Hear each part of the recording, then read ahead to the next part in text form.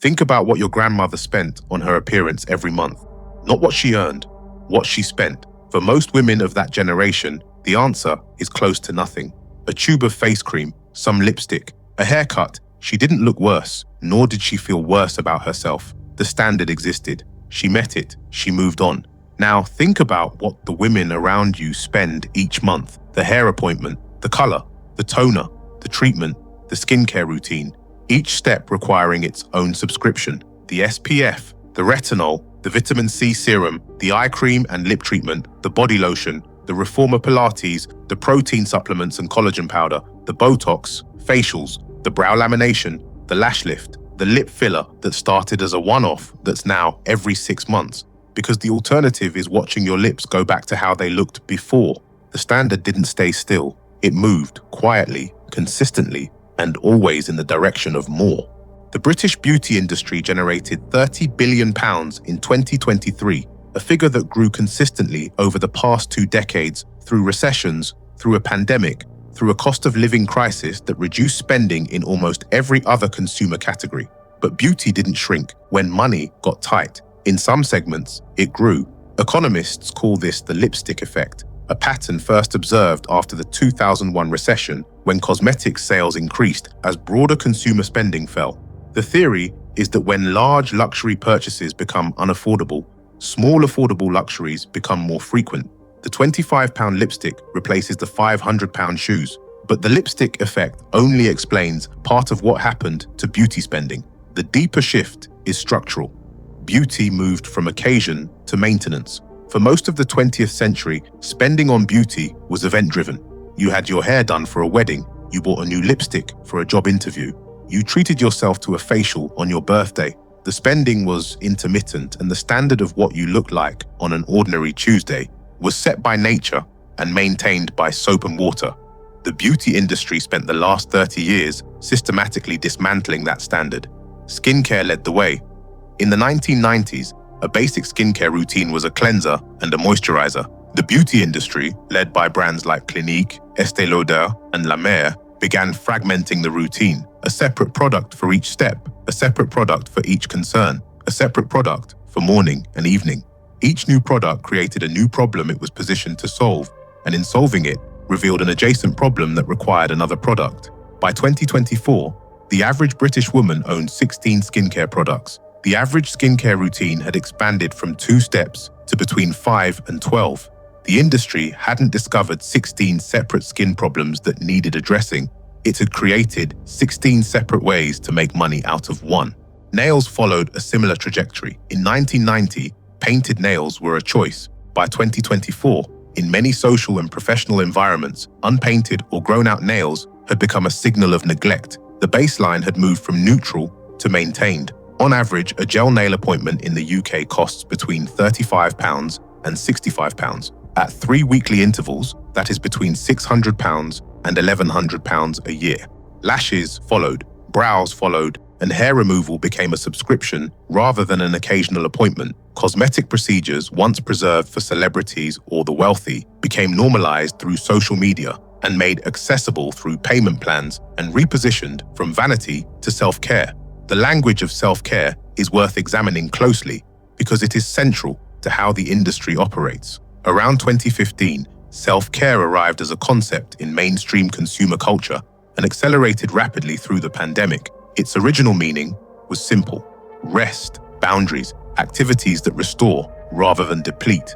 The beauty industry adopted the language and redefined the concept.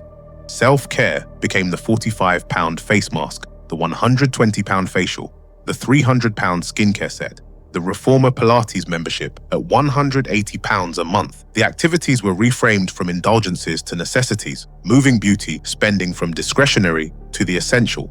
The beauty industry does not sell products. It sells the gap. The gap between how you look and how you feel you're supposed to look.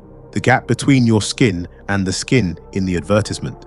The gap between your body and the body on the Reformer Pilates instructor's Instagram. The gap between your nails, lashes, brows, your lips, and the standard the industry sets that ensures the gap never fully closes. This isn't an accident or a side effect of the industry's operation. It is the operating model. People aren't buying products. They are buying signals. Signals of health, of youth, of social status, of the kind of person who takes care of themselves, which in the social language of the modern consumer economy means the kind of person who invests in their appearance at the level the current standard requires. The psychologist Renee Engeln documented what she calls objectified body consciousness, the degree to which women internalize an observer's perspective on their own bodies and monitor their appearance as an ongoing project requiring constant management. Engeln's research found that this monitoring is not only psychologically exhausting, it directly competes with cognitive resources that would otherwise be available for work, relationships, and creative thought. The beauty industry profits from objectified body consciousness. Social media accelerated this mechanism beyond anything the industry could have engineered through traditional advertising. Before Instagram, beauty standards were set by magazines, film, by television. The standards were aspirational, but the distance was understood. A magazine cover was known to be airbrushed.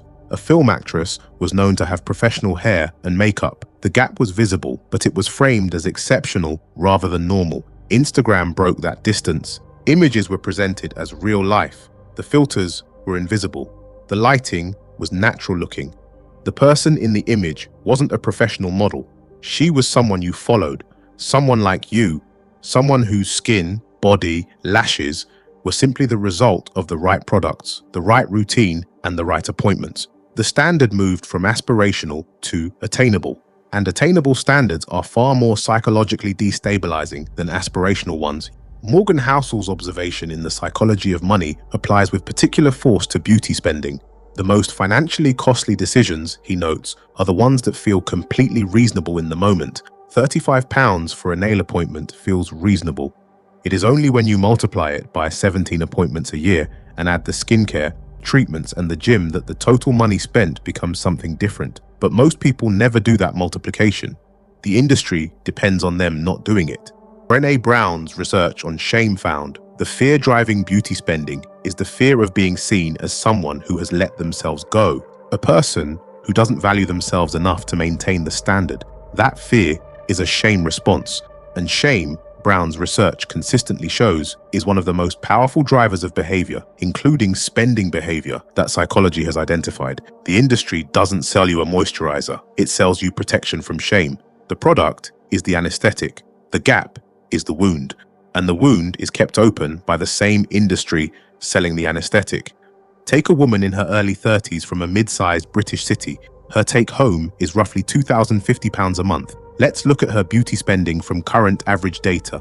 Hair, color, cut, and toner every 8 weeks is £95 per appointment. 6 appointments a year, monthly equivalent £47. Nails, gel manicure every 3 weeks, £45 per appointment, monthly equivalent £64. Skincare, a mid-range routine across cleanser, toner, serum, moisturizer, SPF, eye cream, and occasional treatment masks, £60 a month in product replenishment.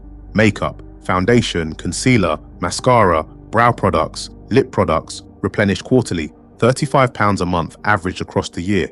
Body, waxing or laser hair removal, averaged across the year, £30 a month. Gym and fitness, a standard gym membership plus 4 reformer Pilates classes a month, £150 a month. Brows, lamination every 6 weeks, £35 per appointment, 8 appointments a year, monthly equivalent £23. Lashes, a lash lift every 6 weeks, £45 per appointment, 8 appointments a year, monthly equivalent £30. Fragrance, 1 bottle of perfume a year at mid-range, £8 a month. Supplements, collagen, biotin, and a general women's health supplement, £35 a month, not to mention Botox and fillers. Total monthly spend on beauty, £482, more than 20% of her take-home pay, on maintenance, on staying at the standard, not on looking exceptional. Over 10 years, that's £57,840 in nominal spending. Invested at a conservative 6% annual return, it's approximately £61,000. Now add the trajectory. Spending on beauty tends to increase with age. As the natural baseline changes, the gap the industry exploits widens. The treatments required to maintain the standard become more frequent and more expensive. The entry point for cosmetic procedures, once reserved for the very wealthy, has been normalized and democratized through payment plans and social media. The British Association of Aesthetic Plastic Surgeons reported a 10% increase in cosmetic procedures in 2023, despite the cost of living crisis. The average cost of lip filler is approximately £300 per treatment, required every 6 to 12 months. Botox for the forehead and eyes averages £250 to £400, also recurring. Anti-wrinkle treatments, once they begin, create their own maintenance cycle. Stopping them doesn't return you to where you started. It returns you to where you would have been if you had never started, which now feels like going backwards rather than staying still. The beauty industry is one of the most sophisticated subscription businesses ever constructed. L'Oreal, the world's largest beauty company, reported revenues of approximately €41 billion in 2023. Its growth strategy is built on two principles: premiumization, moving consumers up to higher price point products within the same routine, and routinization, increasing the number of steps in the routine and therefore the number of products required.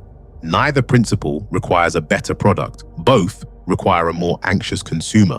The influencer economy is the industry's most cost-effective distribution channel. A beauty brand paying a mid-tier Instagram influencer with 200,000 followers for a sponsored post reaches an audience that trusts the influencer's recommendation the way they would never trust traditional advertisement. The follower doesn't see an advert. They see a person just like them whose skin they admire, explaining which products are responsible for that skin.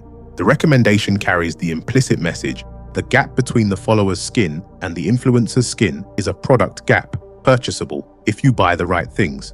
The gap never closes. The influencer is paid to open new ones. The skincare industry specifically has benefited from a cultural shift that the industry itself engineered over 2 decades. Skincare is no longer presented as cosmetic. It's presented as health. The SPF isn't vanity, it is cancer prevention. The retinol isn't anti-aging, it's skin health maintenance. The reframe from cosmetic to medical moves the spending from the discretionary column to the non-negotiable column in the household budget. The cosmetic procedure industry completed this reframe at the clinical end of the market. Lip filler is not cosmetic surgery, it's a lunchtime treatment. Anti-wrinkle injections are not about insecurity, they are about taking control of how you age. Each reframe serves the same purpose. It moves spending that could be questioned into a category where questioning it feels like self-neglect. The spend on monthly beauty is the result of an industry that spent decades moving the standard of what a normal, presentable, well-maintained appearance requires, and then monetized the distance between where the standard is and where every individual woman currently stands. That understanding costs you something if you do nothing with it, because the standard won't pause. The algorithm keeps serving the gap. The appointment reminder arrives, the product runs out, the treatment wears off. The question worth sitting with is not whether you should spend less on how you look, it's whether the standard you're spending to meet was set by you or set for you. And knowing the difference is the beginning of spending on your own terms rather than theirs.